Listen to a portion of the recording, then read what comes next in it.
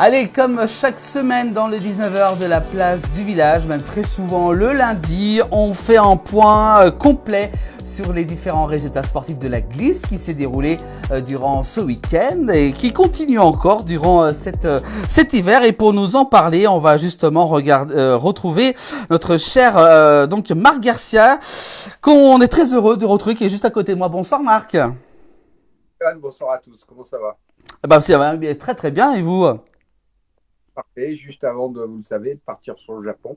Donc tout va Ah bien. oui, dis donc. Alors, on va quand même rappeler pour ceux qui, peut-être, qui n'ont peut-être pas tout suivi, mais que Marc, voilà, va partir au Japon à partir de jeudi, 19, justement. Alors, dites-nous, avant qu'on commence à débriefer tout ça, tous les résultats, le pourquoi du Japon, justement, vous partez? Quand du Japon, vous tapez dans le secret, là, dans le secret de Polichinelle, On aime bien savoir. pour une période qui est pratiquement 3 semaines. On en a parlé, j'ai entraîné pendant tout l'hiver une japonaise qui a gagné ce qu'on appelle les Fares Cup, qui a aussi gagné le championnat japonais. Donc il y a un week-end organisé déjà dès le 22-23 mars à Togakushi, un petit peu au nord de Nagano. Et un week-end qui est encore destiné. Vous savez que j'ai gagné des démonstrateurs en 94. Donc apparemment l'image est toujours là et donc on fait un week-end jumelé tous les deux. Et puis le week-end d'après, il y a un grand festival, pour ne pas le citer, Rossignol du Nastar, qui se déroulera à Nozawa, où je fais partie des invités. Voilà, et je profite de faire un retour parce que je n'étais pas retourné depuis le Covid. Ah oui, ça fait déjà 5 ans quand même. Voilà. Donc on retrouvera Marc depuis le Japon dans les prochaines émissions. On essaiera de faire tout ça avec les moyens techniques d'aujourd'hui, ça qu'on peut facilement retrouver Marc depuis le Japon. Hein. Très très sympa. Merci Marc de faire partager tout ça dans nos prochaines émissions. Oui, il y a 8 heures de décalage, donc je serai Oui, 8 heures. J'essaierai, si j'arrive pas à être en direct, bah, évidemment, je ferai des sujets que je vous transmettrai parce que ça va être oui. marrant de voir à l'aéroport, comment on se déplace, de quelle façon on arrive à Tokyo, de quelle façon on va dans les stations, quel est le concept du ski au Japon. Voilà. Voilà, plein de petits reportages qu'on retrouvera soit dans 19h, soit également sur nos plateformes avec Marc. Hein. Avec grand plaisir. Alors Marc, on va commencer justement ces résultats d'Aglis. Il y en a eu pas mal durant ce week-end. Hein. Oui, il y a eu, comme on dit, une tartine. Il y avait le slopestyle et le big air. Il y a eu aussi le biathlon. Vous en avez parlé il y a quelques secondes. Il y a aussi eu donc les filles qui étaient en Italie à la Tuile et les garçons qui étaient en Norvège. Les filles étaient là-bas pour des épreuves de vitesse. La descente a été annulée. Il y a eu 2 super géants. Et puis les garçons étaient en Norvège pour un slalom géant et un slalom spécial. Ah, impression spéciale. On va commencer par les filles. Allez, honneur aux filles.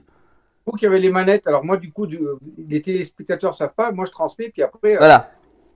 regarde Johan. Hein. Donc je vous suis Johan. Voilà, on va retrouver une interview de Roman Miraldoni qui a terminé troisième du Super G à la Tuile en Italie. Et c'était donc le deuxième Super G, il y en avait eu un avant, on en reparlera après, mais on va écouter déjà Roman qui fait un magnifique podium. On va l'écouter, puis après on attaquera le débrief tranquillement. Voilà, alors on écoute ces interviews réalisées par la Fédération française de ski TV, qu'on remercie beaucoup quand même pour ces images. Regardez. Bon, Roman, de retour sur le podium depuis Cortina l'année passée, ça fait du bien? Ça fait carrément du bien, ouais. C'était pas un hiver facile, mais j'avais dit que je lâcherais rien, que je trouverais des solutions pour revenir au top du top. Et bon, bah voilà, c'est encore pas le top du top, mais j'y suis tout proche. Et t'es aujourd'hui le dossard 1. T'as fait un super run. Est-ce que t'appréhendais de partir tout devant? J'appréhendais, j'étais un peu stressée, ouais. Après, on a eu la chance de pouvoir faire presque le même tracé hier. Je savais que la piste, elle allait certainement bouger un petit peu, donc je me suis vraiment fait confiance et je me suis dit, tu mets les pieds où tu veux mettre les pieds, ça va être super bon. Et voilà, je me suis fait confiance, j'y ai cru et voilà, aujourd'hui, ça passe à rien, quoi. T'as mis toute l'équipe en confiance parce que derrière les filles, elles se sont bien balancées. On voit un bon résultat d'ensemble.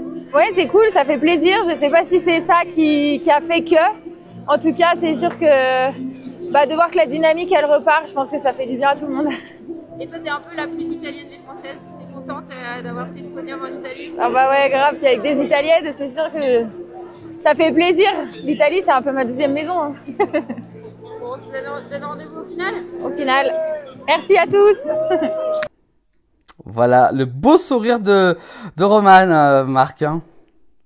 Oui, donc, pour expliquer aux téléspectateurs, il y avait un super géant qui avait eu lieu donc 24 heures avant, puisque les épreuves de descente avaient été annulées, conditions atmosphériques et conditions de course assez compliquées. Donc la veille, c'était Emma Asher, Goggia devant Federicia Brignone. Roman avait fait 13 et donc là, elle fait son premier podium de la saison. Elle l'a bien expliqué. Alors, elle a dit j'ai mis les pieds où je voulais. Alors pour vous, ça vous paraît peut-être encore Une phrase. du mal à comprendre ce qui se passe quand les athlètes parlent des fois. En fait, quand ces filles-là ou les garçons font des reconnaissances de course, Johan, on est là, on analyse bien, on est très relativement précis, on se dit bah, il va falloir passer exactement là, il faut que je me positionne comme ci, comme ça. Et puis Johan, du coup, elle a évité de trop réfléchir, après ce qu'elle nous a expliqué. Ça venait comme ça venait. Et la particularité du Super G. Et donc, en partant d'Ossara, ce qui n'est pas toujours évident dans les épreuves de vitesse. Et en tout cas, elle a évité de trop se poser de questions. Elle prenait les choses comme elles allaient arriver, ce qui n'est pas simple. En tout cas, c'est un beau podium pour elle. Je pense qu'elle a tous les. Bravo à elle et à son technicien, j'en parle souvent, Bob, que je salue. Et puis, ils partent sur Sun Valley pour les finales de Coupe du Monde. Donc, ça, c'est un pur bonheur, j'imagine, pour elle de revenir comme on dit, sur la boîte. Voilà, tout à fait. On va continuer avec d'autres résultats, notamment celui de Laura Gache également. Qui ça, vous dites? Laura, oui. Laura Gaucher qui fait 11 ce jour-là, parce qu'ils expliquaient, en fait, ça a amené quand même une belle émulation. Laura Gaucher qui fait 11, Camille Cerruti qui fait 17, et Karen Clément, je crois que vous avez les interviews, c'est ça, non? Oui, une petite interview audio justement qu'on nous avait envoyé, Marc, on écoute. Et je ne l'ai même pas écouté. Ah bah, oui, bah, c'est ça. Bah voilà, tout de suite. On écoute. Laura 11e sur ce deuxième Super G de la Tuile, meilleur résultat en Super G cette saison. Ouais, je suis contente du ski que j'ai fait. Après, c'est hyper serré. Forcément, c'était un sprint, hein, donc les places sont chères. Je me suis battue jusqu'au bout pour aller au final. Je pense que ça va pas suffire malheureusement. Après, finir en Super G sur une bonne note, c'est quand même toujours positif. Voilà, Romane fait un podium, Karen fait une super course aussi, donc on a quand même toutes les Françaises bien réagi aujourd'hui. On attend encore Camille, voir ce qu'elle va faire, mais voilà, dans tous les cas, ça reste une note positive, mais un peu frustrée sur ces centièmes qui manquent pour aller au final. Les conditions, elles étaient meilleures qu'hier. Est-ce que tu t'es mieux senti quand même Oui, c'est sûr que c'était un peu plus régulier sous le pied, la neige. Il y avait un peu moins de différence entre le haut et le bas. Le haut hier était vraiment pas très bon et le bas en neige salée un peu meilleur. Là, c'était un peu plus tout le long de la neige salée qui tenait quand même à peu près sous le pied. Et ouais, je me suis sentie mieux.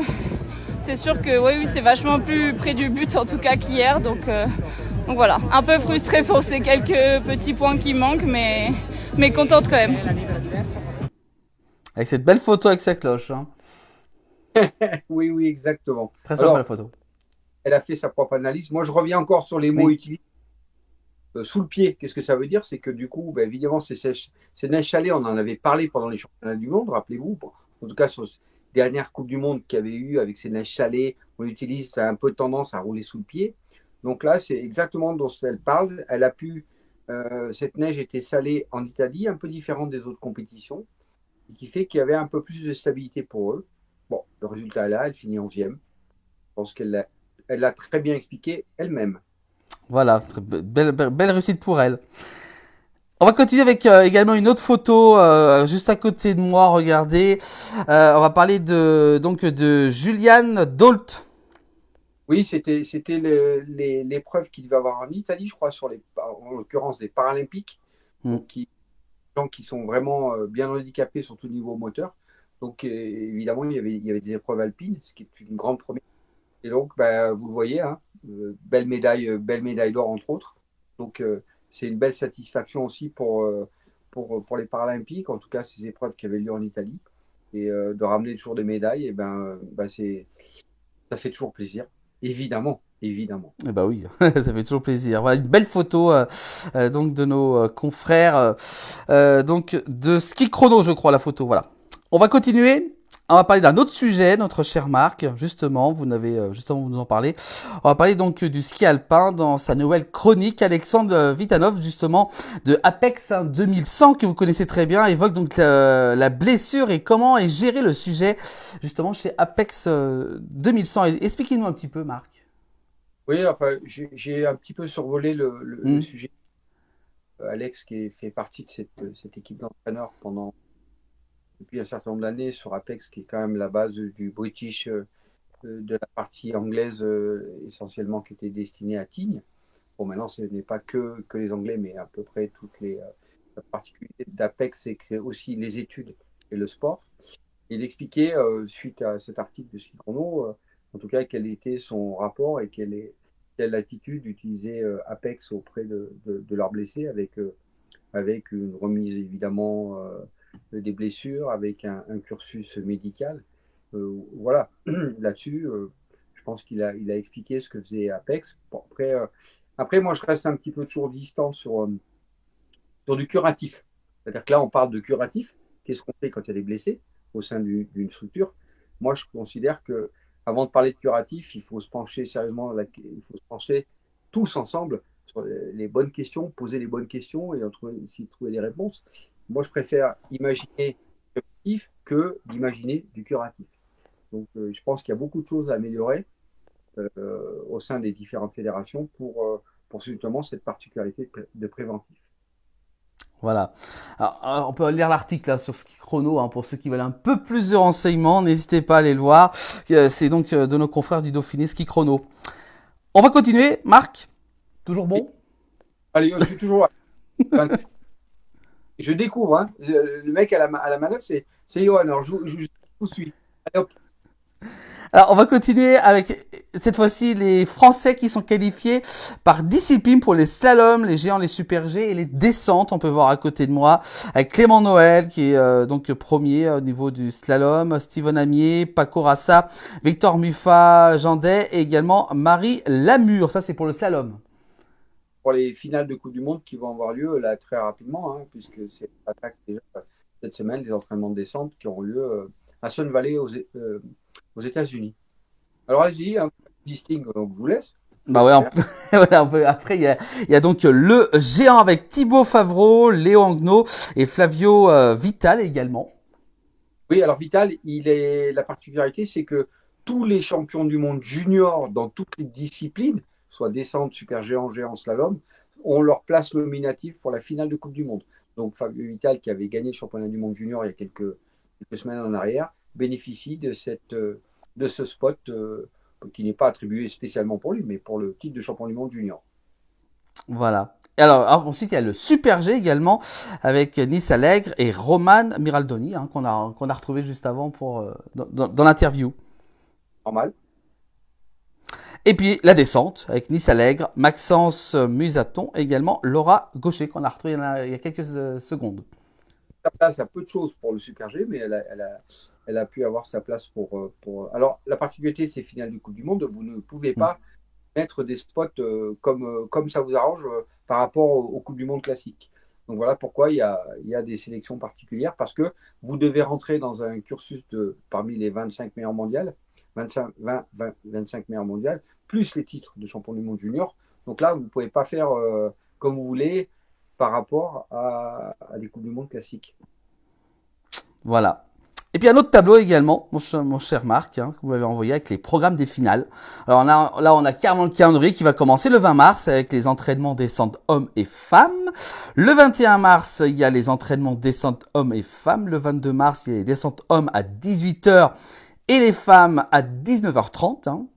Et puis ensuite, vous avez le 22 mars avec les descentes hommes à 18h. Ah oui, voilà. 23 mars, pardon, c'est la Super G hommes à 19h30 et les femmes à 18h. Le 25 mars, ensuite, c'est les géants dames à 16h30 et 19h. Et le 26 mars, les géants hommes à 16h30, 19h. Et puis là, ensuite, ça se termine le 27 mars avec le slalom homme à 17h, 20h et le femme à 16h et 19h. Un calendrier vraiment très très chargé quand même. Ces finales de Coupe du Monde sont chargées. Alors là, vous avez les horaires européennes, hein, pas les horaires américaines, on est bien d'accord. Ça nous donne les. Donc en général, l'Eurosport sera sur sur ces créneaux horaires pour voir ces finales de Coupe du Monde. Voilà, donc notez bien pour ceux qui veulent justement peut-être suivre à la télévision, hein, pour ceux qui ont Eurosport, ou l'équipe TV, je crois. Non, avec Eurosport peut-être.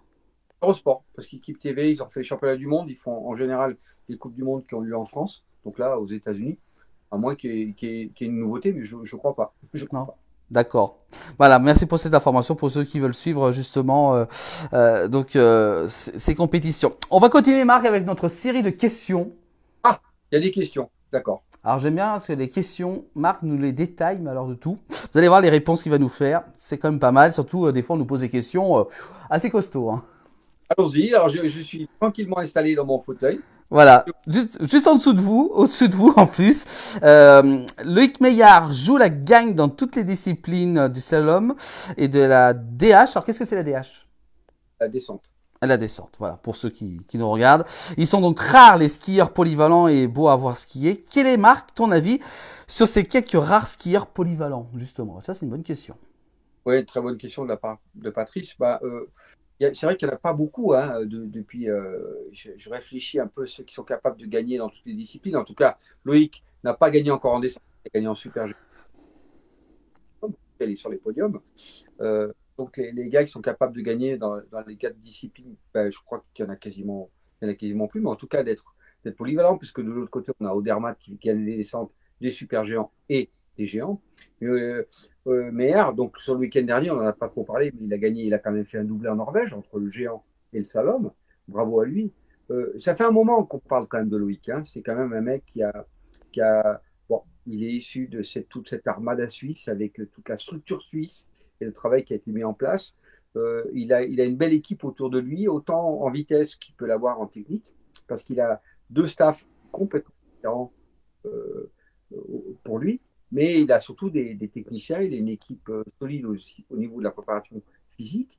Et Loïc, ça fait très très longtemps qu'on l'attend. Il avait des soucis de réglage, Loïc. Des soucis de réglage sur tout le matériel. Parce qu'il est avec Marc Rossignol. Alors après, on en a souvent parlé de plaques, de ski, de choix de côte, ce qu'on appelle les setups. Et Loïc, enfin, je pense, cette année, a trouvé vraiment le bon réglage dans toutes les disciplines, sans trop se perdre. Et donc aujourd'hui, légitimement, Loïc fait partie de ces grands skieurs qui, à mon avis, peuvent être amenés.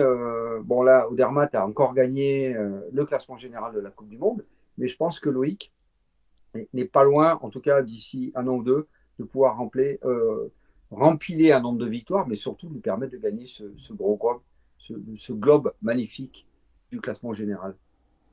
Voilà pour les explications de Marc. Deuxième question, Marc, attention, accrochez-vous quand même. Avec Monsieur Pivot, sur la seconde manche du slalom, il y avait manifestement quelque chose au moment de la banane. Sais-tu nous dire quel était le problème, notre cher Marc? Et la dernière course de ce week-end, où donc Loïc Meyer a fait le doublé, géant slalom, effectivement, on a vu que c'est un slalom très long, sur une piste, je dirais, pas très raide, très vallonnée.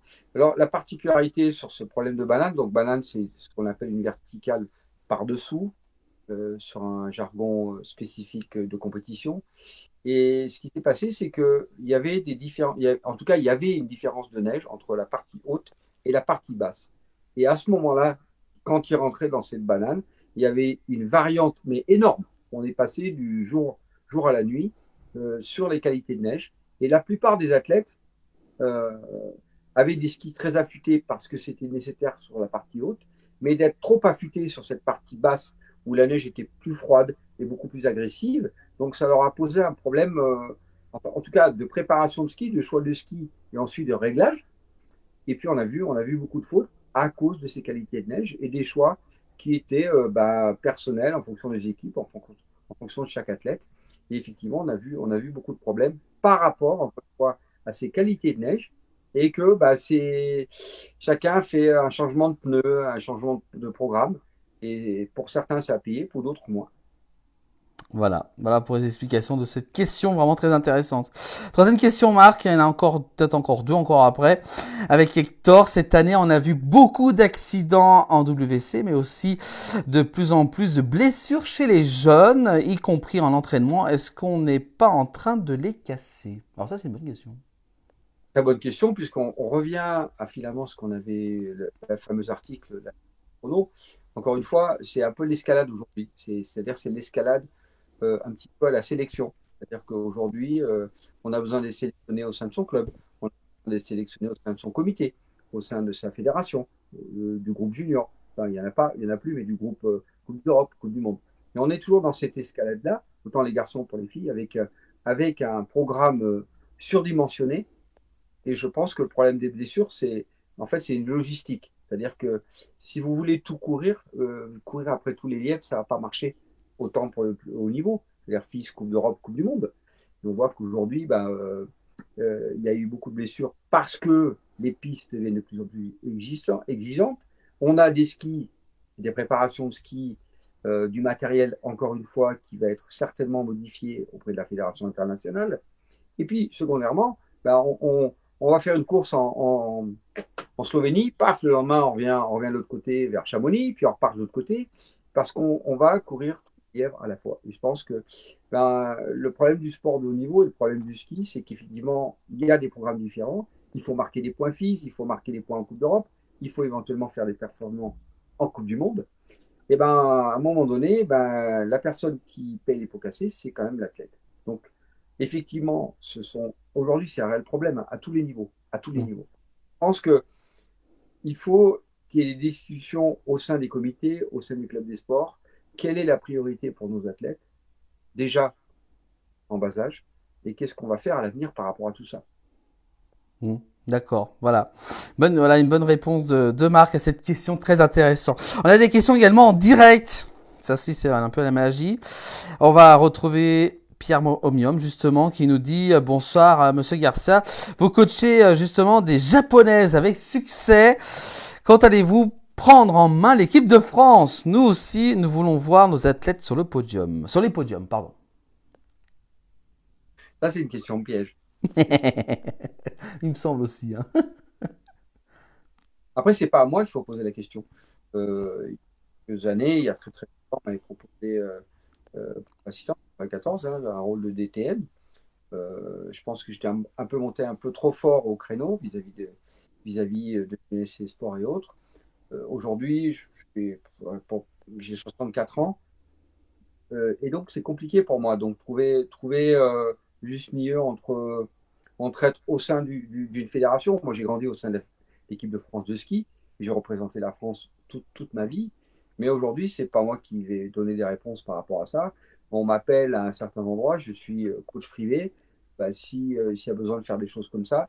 Mais vous savez, je vous l'ai dit l'autre jour, je n'ai pas du tout l'esprit grégaire. Donc aujourd'hui, imposer certains formats, certaines choses, j'ai toujours un peu du mal par rapport à ça. Donc vous imaginez que c'est pas simple non plus autant de gérer les athlètes, mais ma pomme, c'est quand même pas toujours facile non plus. Donc je préfère avoir mon entière liberté vis-à-vis de tout ça. Voilà pour la réponse pour Pierre. Hein. Et puis Pierre également, encore une deuxième question. Le plus important n'étant pas d'éviter les blessures. On en revient ce soir. Hein. Ce soir, c'est la question des blessures.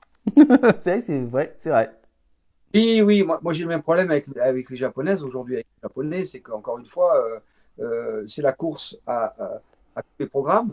Et je vais les voir la semaine prochaine au Japon. Je pense qu'il faut prendre des décisions et des stratégies. Moi, j'ai personnellement vécu ce genre de situation, de me blesser très régulièrement parce que les coachs, le staff, le système fédéral n'a pas été suffisamment cohérent pour en fait savoir s'arrêter, savoir se reposer, savoir établir des priorités et pas courir dans tous les sens. Ça a été ce qui m'a, moi, limité dans mes résultats en Coupe du Monde. Donc, c'est toute une question d'expérience. Les blessures, oui. La raison, elle est simple, c'est qu'aujourd'hui, tout le monde peut s'entraîner. Tout le monde s'entraîne. Mais ce n'est pas tellement le fait qu'on s'entraîne, c'est comment on est capable de se reposer, comment on est capable de voyager, comment on est capable d'avoir des phases de repos. Et aujourd'hui, c'est l'escalade. Et c'est souvent, je dirais presque un certain drame, d'empiler un certain nombre de blessures. Alors, il n'y a pas que ça, mais c'est certainement un facteur prédominant aujourd'hui dans toutes les équipes. Et je pense que nous, en France, je Je pense qu'il faut un tour de table cohérent, honnête, se regarder dans les yeux parce que, encore une fois, on est sur une escalade de sélection, de devoir ceci. Je ne pense pas qu'on apprend nécessairement à gagner dès le bas âge. On est là pour être sélectionné dans son club, pour être sélectionné dans son pré-club, dans son comité, dans sa région et au-delà. Et je pense que c'est certainement des choses à mettre sur la table et à repositionner à tous les échelons. Voilà pour la réponse pour Pierre. Merci beaucoup Marc pour ces questions-réponses. Voilà, on va avant de se quitter, donc justement signaler une disparition de Jean-Charles Borasso. Ouais, je suis très triste. C'est un ami, il est de Val d'Isère. C'est un gars de Val d'Isère. On en voit peu des gens comme ça qui ont une passion absolument sans détour. Intègre, encore une fois passionné, pas de sens de jalousie, toujours là pour aider les gens. On l'a perdu justement il y a quelques jours. C'est entre guillemets, tout le monde connaît Perrine Pellen, qui est sa belle-sœur. Donc il était marié avec Cathy Mazega, qui est la sœur de Gilles Mazega, avec qui j'étais en équipe de France. C'est une profonde tristesse pour le monde du ski. Et je ne pense pas que de Val d'Isère. C'était un homme que j'appelais souvent quand j'avais des doutes, vous savez. J'étais pas bien, que je ne savais pas comment gérer les situations. Il était toujours droit dans ses bottes, implacable, stoïque, avec un humour incroyable, un super mec. Et on l'a perdu tristement il y a quelques jours. Alors je voulais rendre un hommage à cet homme. Voilà, Jean-Charles Borasso, merci pour ce témoignage. Marc, voilà pour ce débrief, Marc. Prochain rendez-vous, donc on va vous retrouver du côté du Japon. Oui, ça va faire bizarre, hein, Johan. Oui. Alors, je sais pas, les baristes qui sont déjà fin électrique, on va voir comment on va gérer ces décalages horaires. Oui, je vais essayer de vous faire profiter de l'expérience et de ce voyage pour vous parler un peu de ce Japon, qui est une grande destination, notamment pour la poudreuse, hein, notamment au Hokkaido. Je n'y serai pas là-haut, mais on va essayer de parler un peu de cette culture, plus de la culture japonaise. Voilà. Je sais qu'il y a beaucoup de gens qui s'intéressent de plus en plus au Japon. Hein. C'est un petit peu on en parle beaucoup. Là. On voit beaucoup de trucs sur le Japon, hein, sur le sport, sur la culture surtout. Hein. Et vous êtes de ce côté-là, Johan? Non, mais je m'intéresse quand même, c'est vrai. Bah, la prochaine fois, je vous amène dans mes valises. Allez. Bah voilà, très clairement. Hein. Tranquillement la valise, voilà. Bon voilà, merci beaucoup Marc d'avoir été avec nous en ce lundi dans le 19h. Hein, voilà notre débrief. On parle également de questions-réponses hein, que vous pouvez donc poser en direct. Et puis également voilà, des analyses, les commentaires, un petit peu aussi de parler de la technique, hein, du ski. Voilà, c'est un peu une émission un petit peu de sport de la glisse. Merci beaucoup Marc. Et donc on se retrouve au Japon. Voilà. Et quand vous voulez. Voilà, on essaiera de faire ça. Merci de m'accueillir toujours, Johan. En tout cas, la bise à... Voilà, merci Marc. Et puis, bon voyage. Vous partez jeudi, hein, c'est ça? Exactement. Direction le soleil levant. Voilà, le soleil levant. Merci beaucoup Marc pour toutes ces informations de la glisse. Ce débrief hein, que vous pouvez retrouver dans 19h régulièrement chaque semaine. Et puis également aussi, ça sera disponible dès demain sur l'ensemble des plateformes de la Place Village en replay. Génial. Voilà, merci beaucoup Marc, bon voyage et on se retrouve au Japon. Voilà, on va dire ça à ceux qui nous regardent. Sayonara, comme on dit en japonais, mata, minasan. Mata, voilà. Merci beaucoup Marc, bonne soirée et on se retrouvera au Japon pour de différents reportages. Merci Marc. Salut à tous. Voilà, Marc Garcia a retrouvé donc au Japon. Hein, on le suivra justement dans nos prochains jours. Et ce débrief également dans le 19h à retrouver en replay dès demain sur l'ensemble des plateformes.